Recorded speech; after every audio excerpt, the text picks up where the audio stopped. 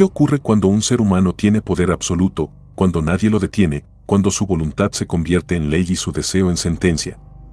En la Edad Media, una época envuelta en mitos, castillos y cruzadas, también habitó una realidad brutal, la de hombres coronados que usaron su trono como herramienta de tortura. Esta no es una historia de fantasía, ni una ficción medieval.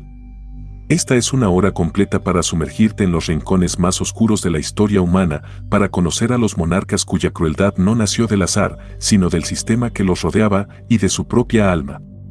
Comenzamos con Carlomagno, el guerrero santo. Carlos I, más conocido como Carlomagno, nació en el año 742. Fue nieto de Carlos Martel y desde pequeño estuvo rodeado de figuras que mezclaban el poder militar con la devoción religiosa.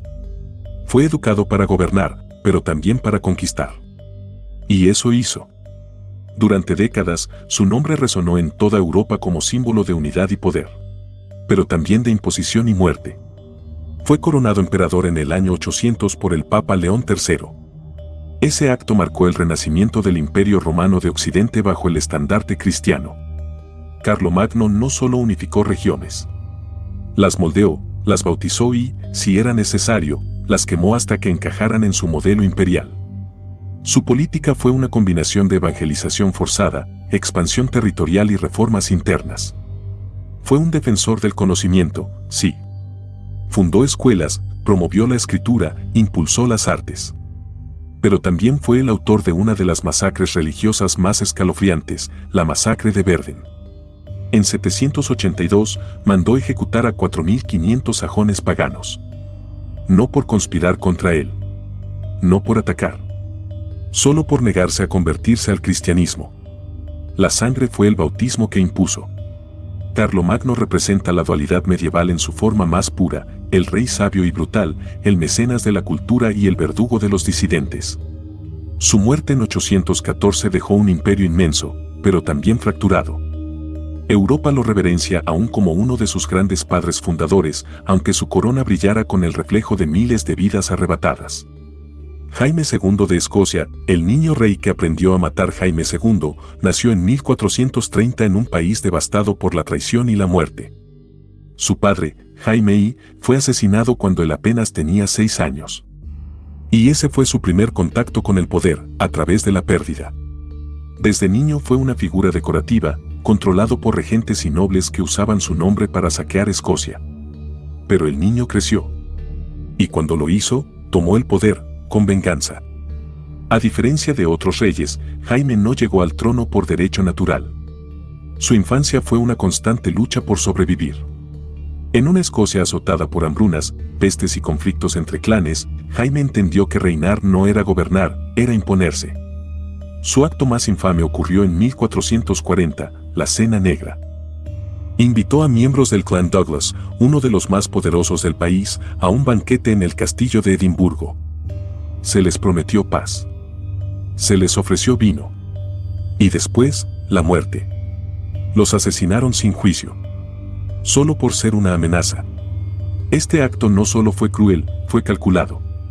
Jaime no buscaba justicia, quería enviar un mensaje. Y lo hizo. Su reinado se centró en consolidar el poder de la corona frente a los clanes.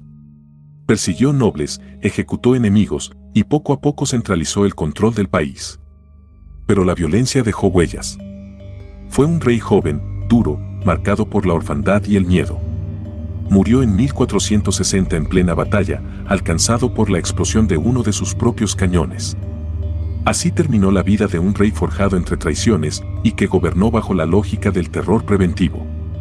Galeazzo María Sforza, el duque del placer y del dolor nacido en 1444, Galeazzo María Sforza fue el heredero de una de las familias más poderosas de Italia. Gobernó Milán con lujo, pompa y una inteligencia política notable. Pero su nombre no pasó a la historia por su buen gobierno, sino por la combinación de refinamiento cultural y sadismo extremo. Sforza era un mecenas del arte y la música. Rodeado de músicos, arquitectos y filósofos, impulsó el renacimiento milanés. Pero también usaba la tortura como forma de entretenimiento. Uno de sus castigos más inhumanos fue obligar a un hombre a tragarse liebres vivas con piel y todo. A un sacerdote que predijo su muerte, lo condenó a morir de hambre. Dicen que el clérigo sobrevivió 12 días, alimentándose de sus propios excrementos. Galeazo abusó de mujeres, aplastó a sus rivales y vivía como si nada ni nadie pudiera tocarlo. Su paranoia crecía al ritmo de sus crímenes. Y, como en toda tragedia, sus propios hombres acabaron por matarlo. Fue asesinado a traición en 1476, mientras entraba a misa. Murió en el mismo lugar que decía santificar, entre las sombras que él mismo creó. Juan sin Tierra, el rey del desprecio, nacido en 1166, Juan fue el hijo menor de Enrique II de Inglaterra y de Leonor de Aquitania. Desde su nacimiento, su destino estuvo marcado por la exclusión. Al ser el hijo menor, no heredaría tierras ni títulos importantes. De ahí su apodo, Juan sin Tierra. Pero más allá del título, lo que Juan cargó desde joven fue una profunda necesidad de validación, de poder y de venganza. Su infancia transcurrió en medio de conflictos familiares. Sus hermanos mayores, Ricardo y Enrique el Joven, ya estaban destinados a gobernar. Juan, relegado, observaba desde las sombras. Pero las sombras son el mejor lugar para sembrar ambición. Cuando sus hermanos comenzaron a enfrentarse entre ellos por el trono, Juan aprovechó. Se ganó el favor de su padre e intentó, desde muy joven, consolidar su influencia.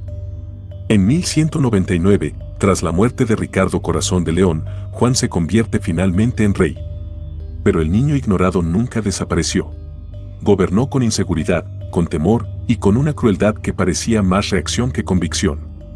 Su reinado estuvo plagado de conflictos, perdió vastos territorios en Francia, se enfrentó con la nobleza inglesa y con el propio Papa, quien lo excomulgó. Juan es recordado por su papel en la firma de la Carta Magna en 1215, el documento que limitó por primera vez el poder de un rey. Pero no lo firmó por voluntad, sino por presión. Y mientras en los libros de historia aparece como una figura que ayudó a sembrar la semilla de la democracia, en la práctica fue un monarca déspota, paranoico y vengativo. Murió en 1216, de disentería, en medio de una campaña militar fallida. Lo enterraron sin gloria, sin lágrimas. Como el rey que, al final, se quedó sin tierra y sin legado afectivo.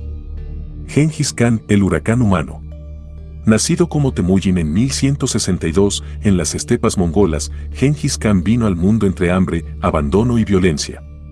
Su padre fue asesinado cuando él era solo un niño. Su familia fue desterrada por su propia tribu y pasó años sobreviviendo a base de raíces, animales muertos y pura voluntad. Desde ese sufrimiento, forjó su camino hacia la eternidad. Gengis Khan no fue simplemente un conquistador. Fue un fenómeno humano. Un estratega militar incomparable, un líder carismático, un reformador político y un destructor implacable. Bajo su mando, los mongoles crearon el imperio más grande de la historia terrestre. Pero también mataron a más de 40 millones de personas. Arrasaban ciudades enteras. En un solo ataque se calcula que mataron a 1.2 millones de personas. En una ciudad. En días. Su crueldad era metódica, usaba niños como escudos humanos, organizaba violaciones masivas como instrumento de dominación y destruía sistemas de creencias para reemplazarlos con su visión. Pero también creó rutas comerciales, promovió la tolerancia religiosa y diseñó sistemas de mensajería avanzada. Un monstruo con visión. Murió en 1227. Nadie sabe dónde fue enterrado. Todos los que participaron en su funeral fueron asesinados para que el lugar jamás fuera descubierto. Y hasta el día de hoy, su sangre recorre al mundo. Se estima que más de 16 millones de personas son descendientes directos de Gengis Khan. Un conquistador que, aún muerto, sigue presente. Estos no son villanos de cuentos. Son figuras reales. Reyes que nos obligan a mirar el poder con otros ojos. Porque el poder, sin empatía, sin límites, sin humanidad, se convierte en una enfermedad. Y lo más inquietante de todo es que cada uno de estos hombres fue aplaudido por sus seguidores, temido por sus enemigos y recordado por la historia. Esta no es solo una historia de la Edad Media. Es una advertencia eterna.